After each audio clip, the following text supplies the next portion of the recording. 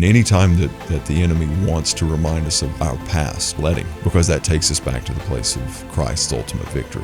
We can easily see these little landmarks, think of it as failure, but actually it can be a really freeing experience of like, wow, look where we came from. Am I going to view this as the time of my greatest failure or as one of the times of my greatest restoration?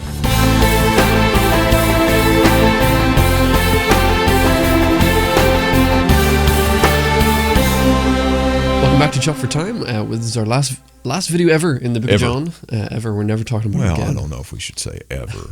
Never. We do preach the everlasting gospel. It's true. It's true. So some would say in an everlasting way. Much like this comment that I'm making now that just never seems to end. Yeah, well, full of dramatic pauses. I was wondering quite where we were going to be going, but yeah. So you talked on Sunday, and a big part of your message was these core moments that we were talking about, and these times when the devil will try to bring us back to our moments of greatest failure, and you said bring it on, because whenever we see our biggest failures, we actually see Christ's biggest victory, right? Of seeing just how much that he's done for us. And you have a passage that you wanted to yes. Maybe we could just dive into that in Joshua 4. Yeah, Joshua chapter 4. So this is when the Israelites finally move into the promised land. 4 decades of wandering in the wilderness of what maybe should have been at most a couple weeks journey. Yeah. They finally move in. And the Lord, he did it in a pretty miraculous fashion. Yeah. Like he says, have the priests just basically dip their toes into the water of the Jordan. Mm-hmm. And basically the miracle was that the water was cut off from upstream. So it wasn't like a parting of the Red Sea again. It was this gradual reduction of the water that happened to the place that they could now get through on dry land. Yeah. What God instructed them at this point says, it came to pass when all the people had completely crossed over the Jordan that the Lord spoke to Joshua, saying, take for yourselves 12 men from the people, 1 man from every tribe, and command them, saying, take yourselves 12 stones from here out of the midst of the Jordan, from the place where the priest's feet stood firm. You shall carry them over with you and leave them in the lodging place where you leave tonight. And basically what those stood for was now they were in a land where they were to reside. This was theirs. This was the place. So it wasn't necessarily going to be a negative thing if they circled back around to this area. But God instructed them to take those stones and use them as a memorial for what God had done. I think it's important because whenever I believe that the Israelites would get close to the Jordan again and they would see that wilderness, that they could look and have guilt and shame over one of the greatest areas of failure in their lives in trusting God of 4 decades of failure. But God wanted them to have something there, a memorial, a moment in time that they could capture and see the faithfulness of God in their lives, moreover, instead of the failure in their lives that had gotten them to that place. Yeah. It made me think of, I was chatting with a college student that we've been working with for a couple of years, and we were talking about a game of some kind. I think it was like Pokemon Go or something on our phone. I was like, dude, you gotta, re-download it. We gotta play this and, go hang out or do this, that, or the other. And he's like, yeah, we'll do. And I was like, do it now, because I don't, it's like if you're not in, he's like, I can't download apps without, his fiance has a code so that if he's wanting to install an app on his phone, and I was like, oh wow, he's like, because he and I, we, like most men, same struggle, but I was like, wow, he's actually taking this seriously. That's really cool to see. So that was something that I copied him and was like, that's just a good idea.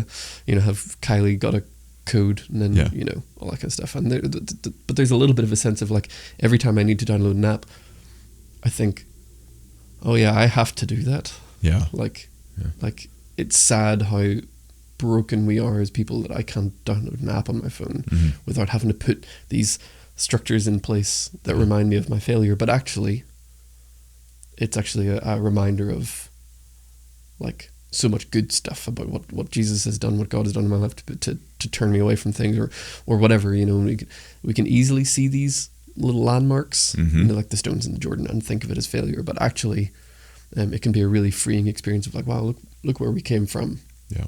to- It's a matter to of where we are today. perspective, isn't Yeah. it? I mean, that's truly kind Yeah. of what we're called to do at this point, is because this is all coming from John chapter 21, where the fire that Jesus is cooking for the disciples on and he's around is a charcoal fire. And the only other mention of this particular kind of fire in the New Testament was in John 18:18, whenever Peter was warming himself by a charcoal fire. And all three of Peter's denials happened around that charcoal fire. And the only other mention of it in the New Testament is the charcoal fire that was used in John 21. So that would have definitely been a thing that Peter would have recognized, Yeah, and it would have taken him back to his place of ultimate failure. But Jesus used this at that point for the restoration. And I think that for the rest of his life, Peter would have had that choice, or he would have been forced to look at a charcoal fire, and his perception, he would have to make the decision, am I going to view this as the time of my greatest failure or as one of the times of my greatest restorations? Yeah, yeah. It's amazing how much we need those reminders of like where we're at, what we're doing, where we've come from, all these kinds of things. I mean, like that's why I think that's a lot of people get tattoos for this kind of reason. For like a memorial type of thing, of here's where I've come from, or here's what I've had, or here's this thing that I'm passionate about, or or even like the image of the cross.